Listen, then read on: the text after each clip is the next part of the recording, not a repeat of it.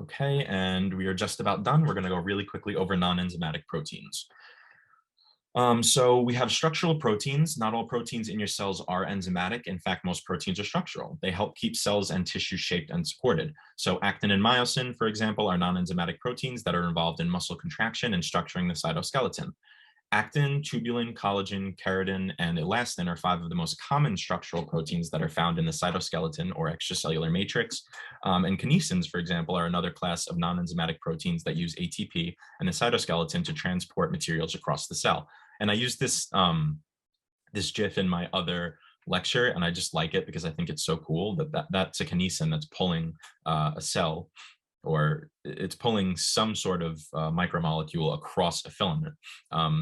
So it's not an enzyme, but it's sort of structural. It's a motor protein, and it's dragging things across the cell. So I think that's really cool. So signaling proteins and hormones. Proteins can also circulate our blood in the form of peptide hormones. So recall that peptide hormones are slow acting and stable enough to be stored in vesicles for release. So this would be an example of a peptide hormone, and you could see the peptide, you could see the structure. So over here, we have this nitrogen carbon backbone that's going all throughout it. So it is indeed a peptide hormone. And some examples of peptide hormones are insulin, CCK, which is involved in digestion, and ACTH, which is involved in the HPA axis. So these hormones, unlike steroid hormones, must interact with the surface receptors because they can't diffuse through the cell membrane. Because remember, peptides are polar, the cell membrane is hydrophobic. Receptors, channels, and transporters. So proteins also play a very important role in the selective permeability of the cell membrane. So GPCRs, which are G protein coupled receptors, are an example of peptide receptor. When it's bound to a ligand, a GPCR will undergo a conformational change, and with the help of GTP and a newly dissociated G protein, the receptor can start a signal cascade inside the cell.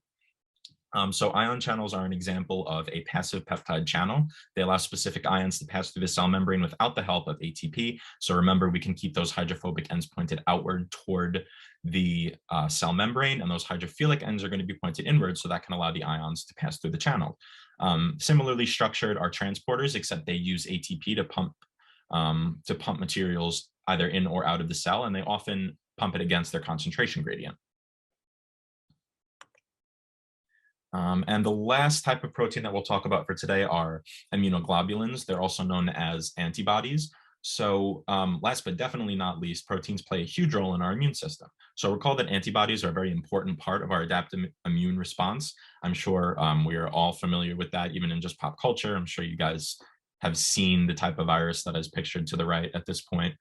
So antibodies target pathogens with a great specificity, and they employ multiple methods to overcome them. So they can they can neutralize pathogens, they can signal other molecules to destroy that pathogen, and they can also cause the pathogen to aggregate, which makes it even easier for other cells to destroy. So proteins are super, super diverse, and that's basically what we were trying to get across in this lecture. So if you don't really understand some things in this lecture, I definitely encourage you to go back, pause the lecture, use Google, use your online resources, because everything that's in this lecture is super important. And I encourage you to even do your own research and expand upon what we were just talking about here today.